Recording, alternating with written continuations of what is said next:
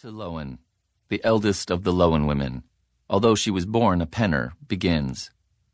She exudes a deep, melancholic dignity as she speaks of her horses Ruth and Cheryl. She describes how when Ruth, who is blind in one eye and must always be harnessed to the left of Cheryl, and Cheryl are frightened by one or more of Dueck's Rottweilers on the mile road that leads to church, their initial instinct is to bolt. "We have seen it happen," she says. After these short, declarative sentences, Greta has a habit of lifting her arms, dipping her head and widening her eyes as if to say, "This is a fact? Are you challenging me?" Greta explains that these horses, upon being startled by Dueck's stupid dog, don't organize meetings to determine their next course of action. They run, and by so doing, evade the dog and potential harm. Agatha Friesen, the eldest of the Friesen women, although born a Lowen, laughs, as she does frequently and charmingly, and agrees. But Greta, she states, "We are not animals." Greta replies that we have been preyed upon like animals.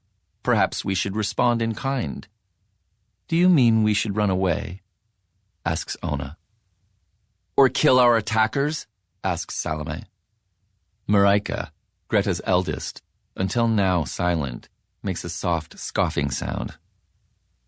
Note, as I have mentioned, Salome Friesen did assault the attackers with a scythe, whereupon the attackers were promptly rescued by Peters and the elders, and the police were called to the colony.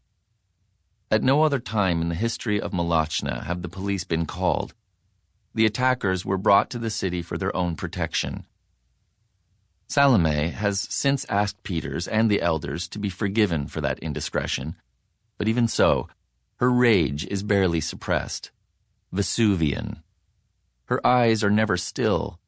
Even if one day she runs out of words, like a woman is said to run out of eggs, I believe that Salome will be able to communicate and to give life, fearsome life, to every emotion stemming from each injustice she perceives.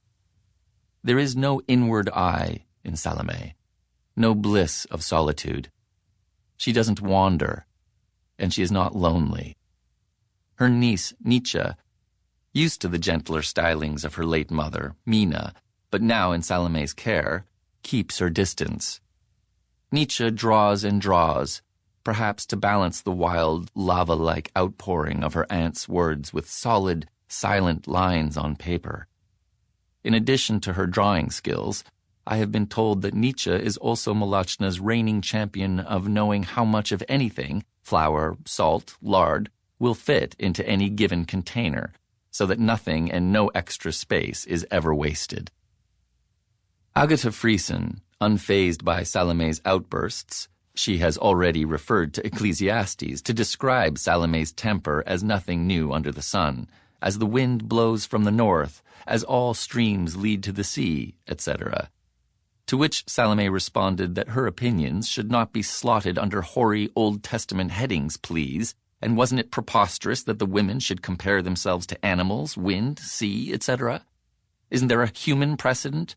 Some person in whom we can see ourselves reflected back to ourselves? To which Mayal, lighting up a smoke, responded, "Yes, I'd like that too, but what humans? Where?" States that in her lifetime she has seen horses, perhaps not Ruth or Cheryl, fair enough, in deference to Greta and her high regard for her horses, but others who, when charged by a dog or coyote or jaguar, have attempted to confront the animal and or to stomp the creature to death. So it isn't always the case that animals flee their attackers. Greta acknowledges this.